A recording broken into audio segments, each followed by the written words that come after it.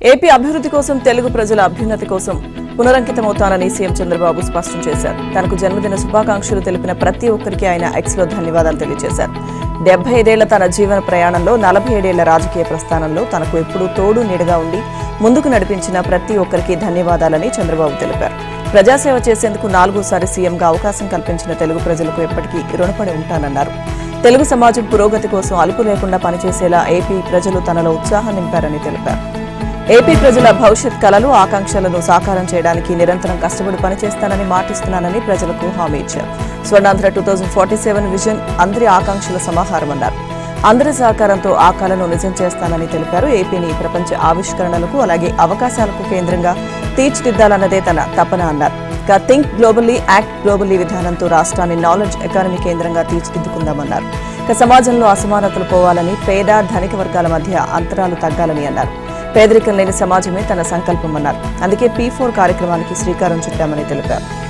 3 దశాబ్దాల నాడు తాను ప్రవేశపెట్టిన జన్మభూమి సమాజంలో ఎంతో మార్పు తెచ్చిందన్నారు. ఈసారి తీసుకొచ్చిన P4 రాష్ట్రంలోని పేద కుటుంబాలను స్వర్ణ కుటుంబాలుగా చేయాలన్నది తన ప్రయత్నమన్నారు. వ్యక్తి శ్రేయస్సే సమాజ శ్రేయస్సుగా తాను భావిస్తానని అన్నారు.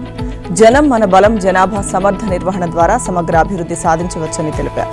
ప్రపంచవ్యాప్తంగా తెలుగు ప్రజలు సాధిస్తున్న విజయాలు ఎంతో గర్వకారణమన్నారు. అత్యధిక తలసరి ఆదాయం ఆర్జిస్తున్న వారిలో ముందు వరుసలో ఉన్నామన్నారు. దేశభక్తి చాటేలా వికసిత్ భారత్, స్వర్ణాంధ్ర లక్ష్యాల సాధనకు చేయి కలుపుదామన్నారు. తనతో పాటు అందరూ ఇందులో భాగస్వాములు అవ్వాలని ఆహ్వానిస్తున్నామని సీఎం చంద్రబాబు పేర్కొన్నారు. ఏపీ సీఎం చంద్రబాబు బర్త్డే సందర్భంగా నిరుద్యోగులకు కూటమి ప్రభుత్వం గుడ్ న్యూస్ చెప్పింది. డిఎస్సీ నోటిఫికేషన్ విడుదల చేసింది. 16,347 టీచర్ ఉద్యోగాల భర్తీకి నోటిఫికేషన్ జారీ చేసింది. ఇవాల్టి నుంచి ఆన్లైన్లో దరఖాస్తులు చేసుకోవచ్చని విద్యాశాఖ ప్రకటించింది. అధికారంలోకి వస్తే మెగా డిఎస్సీ వేయడం ద్వారా పాఠశాలల్లో విద్యా ప్రమాణాలను మెరుగుపరుస్తామని గత ఎన్నికలకు ముందు కూటమి పార్టీలు హామీ ఇచ్చాయి. ఇక అధికారంలోకి వచ్చి ఏడాది తిరగకుండానే మెగా డిఎస్సీ నోటిఫికేషన్ రిలీజ్ చేసింది. 16,347 టీచర్ ఉద్యోగాలకు సంబంధించి నోటిఫికేషన్ ఇచ్చింది. ఆదివారం నుంచి వచ్చే నెల 15 వరకు ఆన్లైన్లో దరఖాస్తులు చేసుకునే అవకాశాన్ని కల్పించింది. జూన్ 6 నుంచి డిఎస్సీ పరీక్షలు నెల రోజుల పాటు జరగనున్నాయి. పరీక్షలు పూర్తయిన 2వ రోజున ప్రాథమిక కీ విడుదల చేస్తారు. విద్యాశాఖ ఒక ప్రకటనలో విడుదల చేస్తామని తెలిపింది. తర్వాత అభ్యర్థులకు అభ్యంతరాలు గనక ఉంటే 7 రోజుల్లో తెలియచేయాలని సూచించింది. అభ్యంతరాల స్వీకరణ, పరిశీలన పూర్తయిన తర్వాత వారానికి ఫైనల్ కీ రానుంది. ఆ తర్వాత వారానికి మెరిట్ జాబితా విడుదల చేస్తారు. తద్వారా వచ్చే విద్యా సంవత్సరం పాఠశాలల్లో నూతన అధ్యాపకులు పాఠాలు బోధించేలా ప్రణాళికలను సిద్ధం చేస్తున్నారు. విద్యా ప్రమాణాలు పెంచడం అంటే కేవలం పాఠశాలలకు రంగులు వేయడమే కాదని ఆ విద్య నేర్పే గురువులు స్కూల్లో ఉండాలని మంత్రి నారా లోకేష్ భావించారు.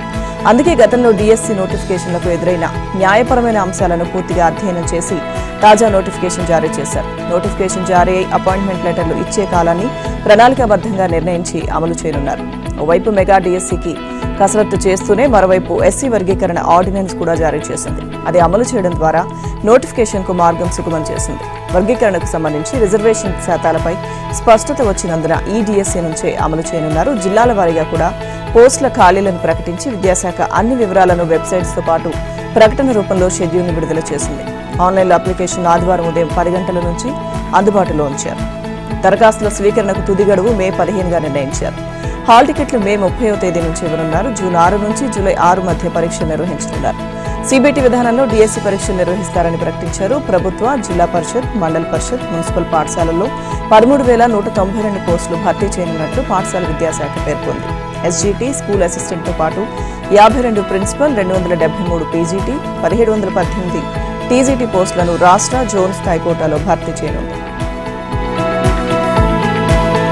ఏపీలో ప్రధాని మోదీ పర్యటన ఏర్పాట్లపై ఇవాళ మంత్రివర్గ ఉపసంఘం భేటీ కానుంది. విజయవాడలోని జలవనరుల శాఖ కార్యాలయంలో ఈ సమావేశం జరగనుంది. అధికారులతో కలిసి మంత్రివర్గ ఉపసంఘం పర్యటన ఏర్పాట్లపై సమీక్షించనుంది. దీనికి సంబంధించిన కార్యాచరణను బ్రీఫ్ నోట్ రూపంలో అందజేయాలని ఇప్పటికే మంత్రివర్గ ఉపసంఘం అధికారులను ఆదేశించింది. వైసీపీ పాలనలో జవసత్వాలు కోల్పోయిన అమరావతి ఇప్పుడు ఊపిరి పీల్చుకుంటోంది. సీఎం చంద్రబాబు సారథ్యంలో రాజధాని నిర్మాణం దిశగా వడివడిగా అడుగులు పడడంతో రాజధాని ప్రాంతం ఇప్పుడు సరికొత్త కళతో కలకళ్లాడుతోంది.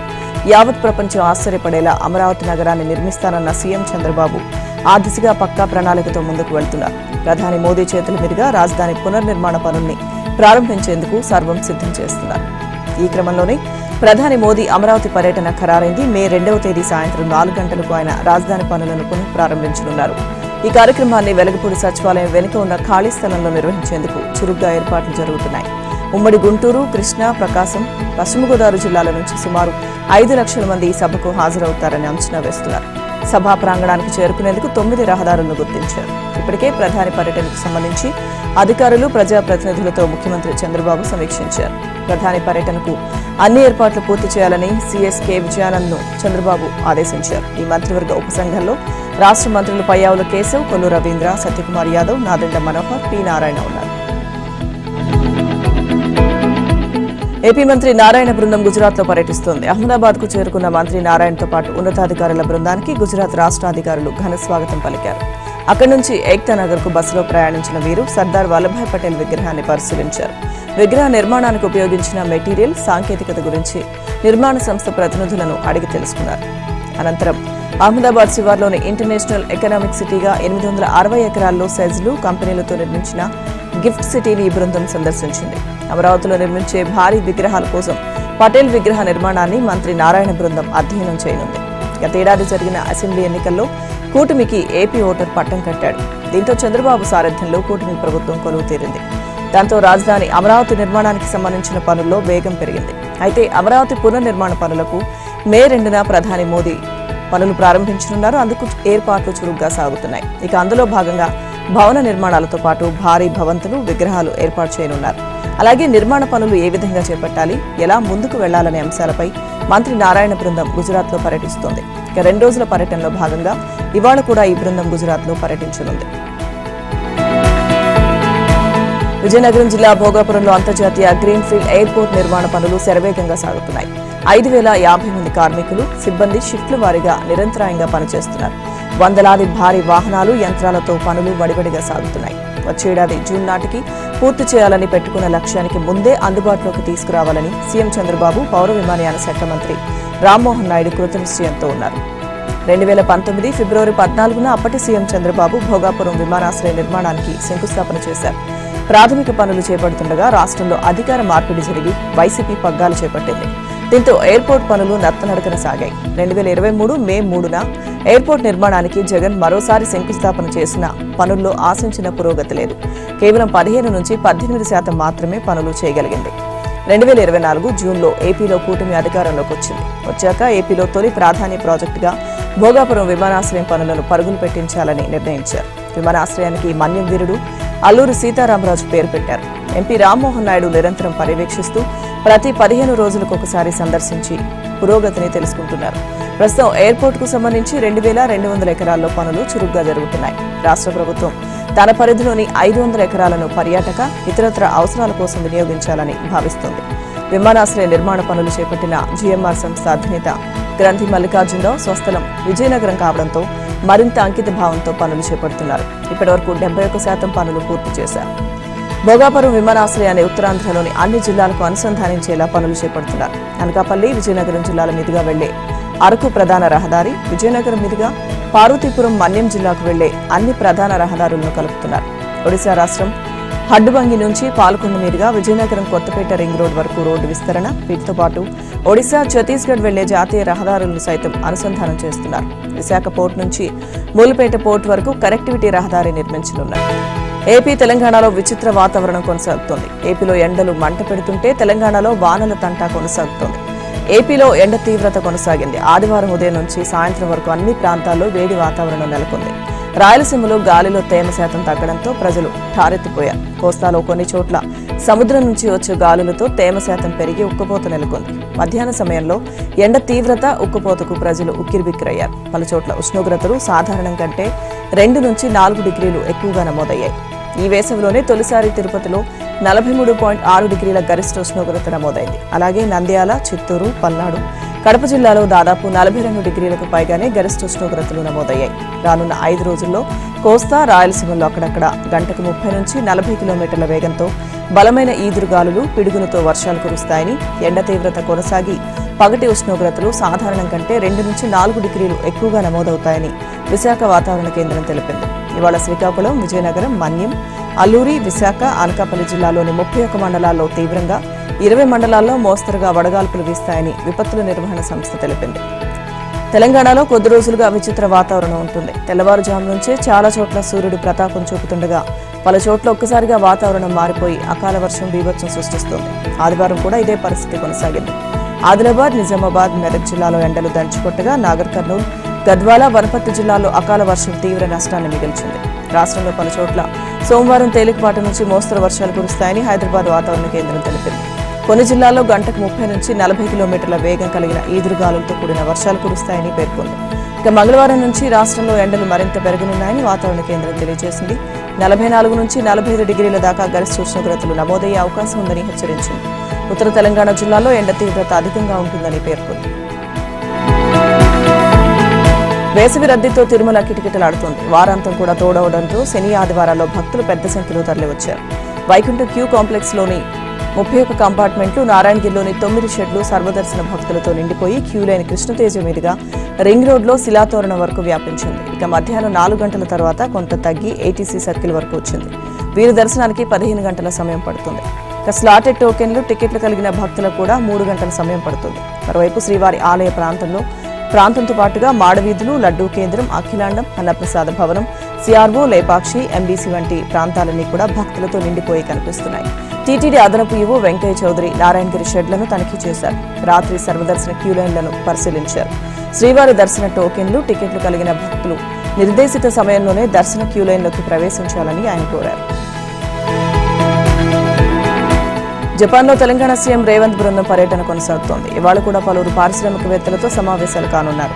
అటు తెలంగాణ యువతకు అంతర్జాతీయ ఉద్యోగ అవకాశాలను విస్తరించే దిశగా రాష్ట్ర ప్రభుత్వం మరో అడుగు ముందుకు వేసింది. కార్మిక, ఉపాధి శిక్షణ శాఖ ఆధ్వర్యంలోని Telangana overseas manpower company limited, TOMCOM జపాన్లోని ప్రముఖ సంస్థలు TGUK technologies private limited, Raj గ్రూప్తో సీఎం రేవంత్ రెడ్డి సమక్షంలో ఒప్పందాలు కుదుర్చుకుంది. తెలంగాణలో నైపుణ్యం ఉన్న నిపుణులకు జపాన్లోని అధిక డిమాండ్ ఉన్న రంగాల్లో ఉద్యోగ అవకాశాలు కల్పించాలనే లక్ష్యంతో ప్రభుత్వం ఈ నిర్ణయం తీసుకుంది. జపాన్ పర్యటనలో ఉన్న తెలంగాణ రైజింగ్ బృందం ఆ 2 సంస్థల ప్రతినిధులతో చర్చలు జరిపి ఈ ఒప్పందాలు చేసుకుంది. ఇక తెలంగాణ అభివృద్ధిలో అందరి సహకారం అవసరమని, సొంత ప్రాంతాన్ని అభివృద్ధి చేసుకోవడంలో ఉన్న ఆనందమేంటో జపాన్లో స్థిరపడిన తెలుగువారికి తెలుసని సీఎం రేవంత్ రెడ్డి అన్నారు. ఎన్ఆర్ఐలు తమ ఆలోచనలను రాష్ట్ర ప్రభుత్వంతో పంచుకోవాలని, ప్రపంచంతో పోటీ పడేలా తెలంగాణను అభివృద్ధి చేసుకుందామని ముఖ్యమంత్రి రేవంత్ రెడ్డి జపాన్లో ఉన్న తెలంగాణ వాసులకు పిలుపునిచ్చారు. నిన్న జపాన్ తెలుగు సమాఖ్య నిర్వహించిన కార్యక్రమానికి హాజరయ్యారు. తెలంగాణలో పరిశ్రమలు పెరగాలి, ఉద్యోగ ఉపాధి అవకాశాలు పెంచాలనేదే ప్రభుత్వ ఉద్దేశమని చెప్పారు. మూసీ ప్రక్షాళన, మెట్రో విస్తరణ, రీజనల్ రింగ్ రోడ్, రేడియల్ రోడ్లు తెలంగాణ పురోగతికి అత్యంత కీలకమైన అంశాలని అన్నారు. తెలంగాణ రాష్ట్ర రోడ్డు రవాణా సంస్థలో త్వరలో కొలువుల జాతర ప్రారంభం కానుంది. ఇప్పటికే 3038 ఉద్యోగాలను భర్తీ చేయడానికి రాష్ట్ర ప్రభుత్వం అనుమతి ఇచ్చిందని, త్వరలో నోటిఫికేషన్ జారీ అవుతుందని మంత్రి పొన్నం ప్రభాకర్ తెలిపారు. చాలా రోజుల తర్వాత ఆర్టీసీలో ఉద్యోగాల భర్తీ ప్రారంభం కానుండడం పట్ల హర్షం వ్యక్తం చేశారు. ఆర్టీసీలో భారీ స్థాయిలో ఉద్యోగాల భర్తీకి ఆమోదం తెలిపినందుకు CM Revanth Reddy, deputy CM Bhatti విక్రమార్కలకు ప్రత్యేక ధన్యవాదాలు తెలిపారు. గతంలోనే ఈ ఉద్యోగాలు భర్తీ చేయాలని భావించిన ఎస్సీ వర్గీకరణ ప్రక్రియ కొనసాగుతుండడంతో ఆలస్యమైందన్నారు. ఇప్పుడు ఎస్సీ వర్గీకరణ పూర్తి కావడంతో ఉద్యోగాల భర్తీకి మార్గం సుగమమైందని చెప్పారు. ఇక రేవంత్ రెడ్డి నాయకత్వంలో తమ ప్రభుత్వం మహాలక్ష్మి పథకం కింద మహిళలకు ఉచిత ప్రయాణ సౌకర్యం కల్పించిందని అన్నారు. దీంతో మహిళా ప్రయాణికుల సంఖ్య పెరిగిందని వెల్లడించారు. ఇప్పటిదాకా మహాలక్ష్మి పథకం కింద 165 కోట్ల టికెట్లు జారీ చేయగా రాష్ట్ర మహిళలకు 5,500 కోట్ల లబ్ధి చేకూరింది అన్నారు. మహాలక్ష్మి పథకం అమలుకు కొత్త బస్సులు కొనుగోలు చేశామని వెల్లడించారు. రాష్ట్రంలో కాంగ్రెస్ ప్రభుత్వం ఏర్పడ్డాక 60,000కు పైగా ఉద్యోగాలు భర్తీ చేశామని తెలిపారు. మరోసారి జాబ్ క్యాలెండర్ విడుదల చేసి భారీగా ఉద్యోగాలను భర్తీ చేయనుందని పేర్కొన్నారు. నిరుద్యోగులు ఈ అవకాశాన్ని సద్వినియోగం చేసుకోవాలని మంత్రి పొన్నం సూచించారు. ఉచితంగా క్యాన్సర్ నిర్ధారణ పరీక్షలను నిర్వహించి తెలంగాణ ప్రభుత్వం నిర్వహించాలని నిర్ణయించింది. క్యాన్సర్ను ముందుగానే గుర్తిస్తే రోగులను ప్రాణాపాయం నుంచి కాపాడవచ్చని సర్కార్ భావిస్తోంది. క్యాన్సర్ పరీక్షల కోసం ప్రభుత్వం 10 ప్రాంతీయ కేంద్రాలను ఏర్పాటు చేసి జిల్లాకు ఒకటి చొప్పున మొబైల్ క్యాన్సర్ స్క్రీనింగ్ వాహనాలను అందుబాటులోకి తీసుకురావాలని నిర్ణయించింది. ప్రాంతీయ కేంద్రాలను 2 దశల్లో ప్రారంభించనుంది. మొదటి దశలో భద్రాద్రి, కొత్తగూడెం, ఆదిలాబాద్, మహబూబ్ నగర్, సంగారెడ్డి, కరీంనగర్ జిల్లాలో ఒక్కో చోట 50 కోట్ల చొప్పున వెచ్చించి ఈ కేంద్రాలను ఏర్పాటు చేస్తుంది. తదుపరి దశలో మరో 5 చోట్ల ప్రాంతీయ కేంద్రాలు ఏర్పాటవుతాయి. ఈ కేంద్రాల్లో క్యాన్సర్కు మెడికల్, సర్జికల్, రేడియోథెరపీ సేవలు అందిస్తారు. దీంతో పాటు అన్ని జిల్లా కేంద్రాల్లో క్యాన్సర్ కేంద్రాలను అందుబాటులోకి తీసుకొస్తారు. ఇక్కడ కీమోథెరపీ, పాలియేటివ్ కేర్ సేవలు అందిస్తారు. దీంతో పాటు ప్రతి జిల్లాకు ఒకటి చొప్పున మొబైల్ వాహనం సేవలు ప్రవేశపెడతారు. ఈ వాహనంలో ఆంకాలజిస్టులు, పారామెడికల్ సిబ్బంది ఉంటారు. ప్రాంతీయ, జిల్లా క్యాన్సర్ కేంద్రాలకు అనుబంధంగా పనిచేసే మొబైల్ వాహనాలు ప్రతి గ్రామాన్ని సందర్శిస్తాయి. క్యాన్సర్ నిర్ధారణ పరీక్షల కోసం ప్రపంచ బ్యాంకు నిధులను వినియోగించాలని రాష్ట్ర ప్రభుత్వం నిర్ణయించింది. వైద్య శాఖకు ప్రపంచ బ్యాంకు క్యాన్సర్ నిర్ధారణ పరీక్షలకు గాను 6 ఏళ్ల ప్రాజెక్టులో భాగంగా 4,150 కోట్ల రుణం ఇవ్వనుంది. క్యాన్సర్ స్క్రీనింగ్ పరీక్షలకు సంబంధించి ప్లానింగ్ రిపోర్టు ప్రపంచ బ్యాంకు బృందానికి వైద్య శాఖ ఇప్పటికే అందజేసింది. ఈ నిధులు వస్తే పరీక్షల కోసం జిల్లాకు ఒకటి చొప్పున మొబైల్ క్యాన్సర్ స్క్రీనింగ్ వాహనాన్ని కొనుగోలు చేస్తారు. అందులో వైద్య పరీక్షలు చేసే వైద్యులు, ఇతర సహాయక సిబ్బందితో పాటు యంత్ర పరికరాలుంటాయి. ప్రాంతీయ, జిల్లా స్థాయి కేంద్రాలు ఏర్పాటైతే ఇప్పటి వరకు హైదరాబాద్కే పరిమితమైన క్యాన్సర్ పరీక్షలు, చికిత్సలు జిల్లాలకు కూడా విస్తరిస్తాయి. మొబైల్ వాహనాల ద్వారా గ్రామానికి సేవలందుతాయి. తెలంగాణలో విద్యా వైద్యం విషయంలో ప్రైవేట్ దందా రోజు రోజుకు పెరిగిపోతుంది. పాఠశాలల ఫీజులు, ఆసుపత్రుల బిల్లుల విషయంలో ఇష్టారీతన వ్యవహరిస్తున్నాయి.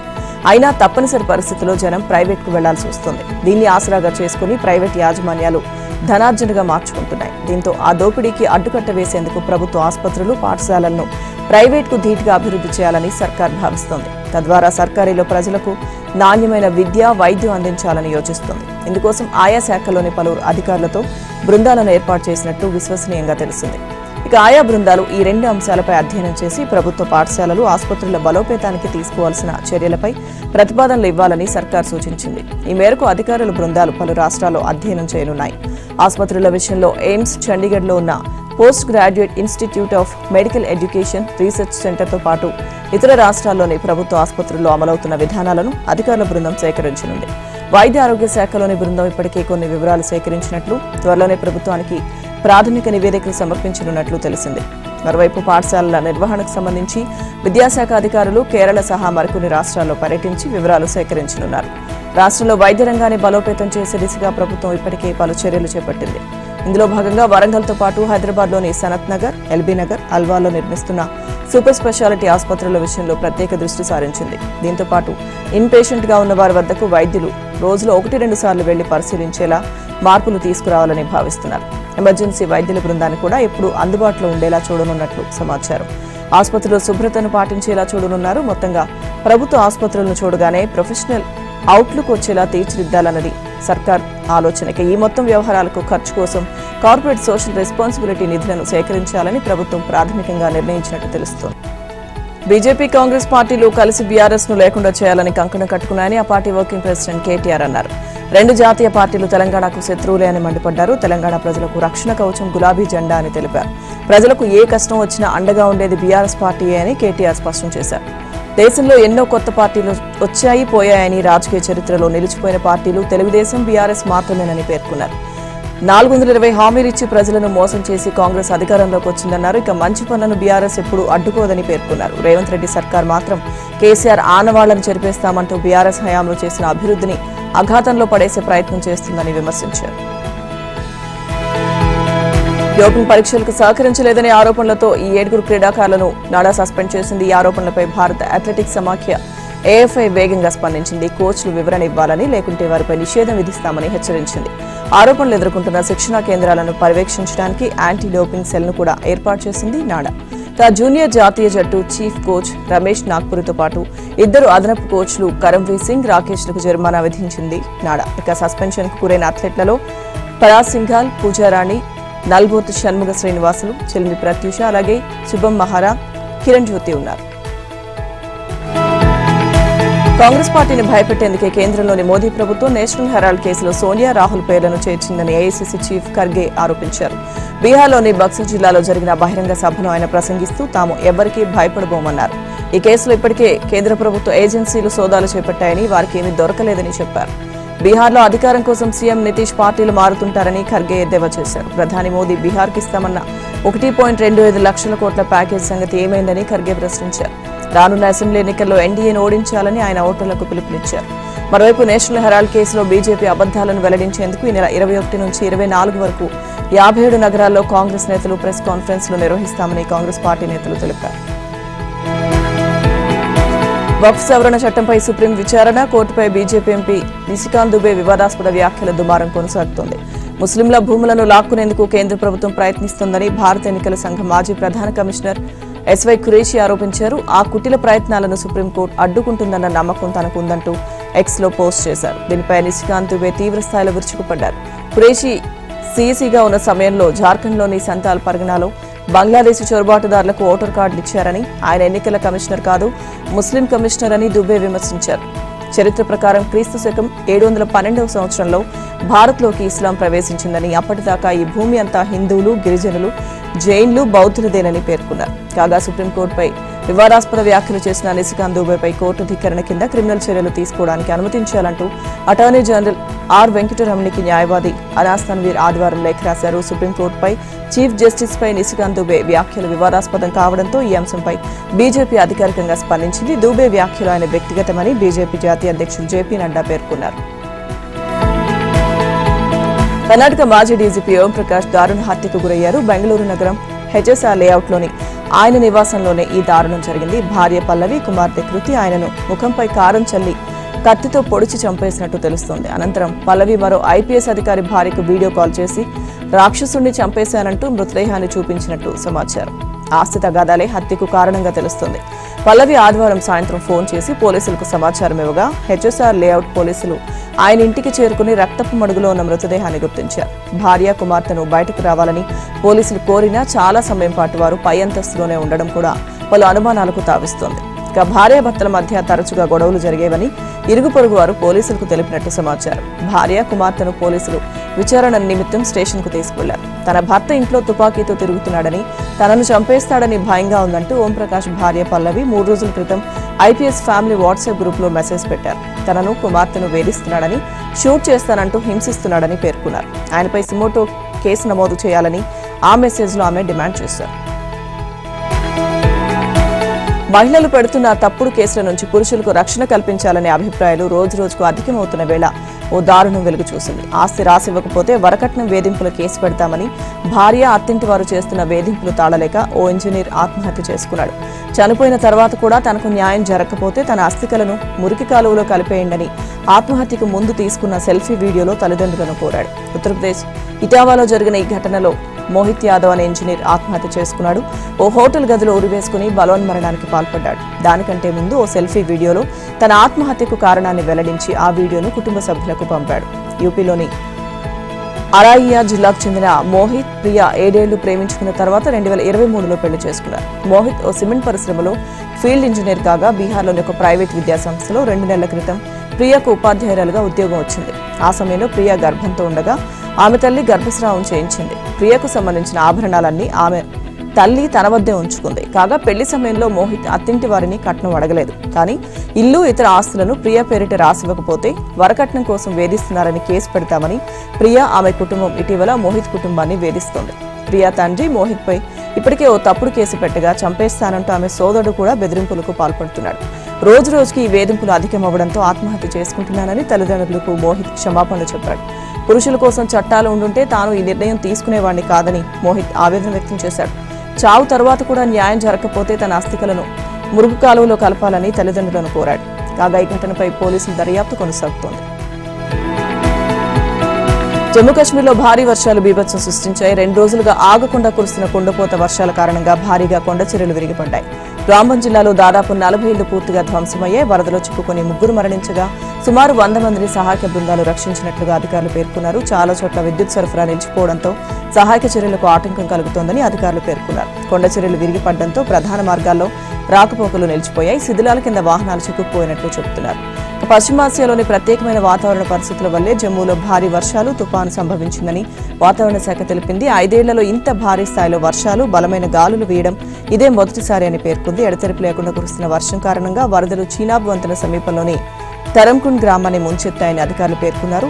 దీంతో ఇళ్లు, వాహనాలు కొట్టుకుపోయాయని, ఇళ్లలోని ప్రజలను సురక్షిత ప్రాంతాలకు తరలించడానికి సహాయ బృందాలు శ్రమిస్తున్నాయని తెలిపారు. జమ్మూ కాశ్మీర్ అధికారులతో నిత్యం సంప్రదింపులు చేస్తున్నట్లుగా కేంద్ర మంత్రి జితేంద్ర సింగ్ తెలిపారు. వర్షాల కారణంగా రోడ్లపై కొండ చర్యలు విరిగిపడడంతో రాకపోకలు నిలిచిపోయాయి. దీంతో శ్రీనగర్ జమ్మూ హైవేపై భారీగా ట్రాఫిక్ జామ్ ఏర్పడింది. వరదల పట్ల ప్రజలు అప్రమత్తంగా ఉండాలని జమ్మూ కాశ్మీర్ సీఎం ఒమర్ అబ్దుల్లా సూచించారు.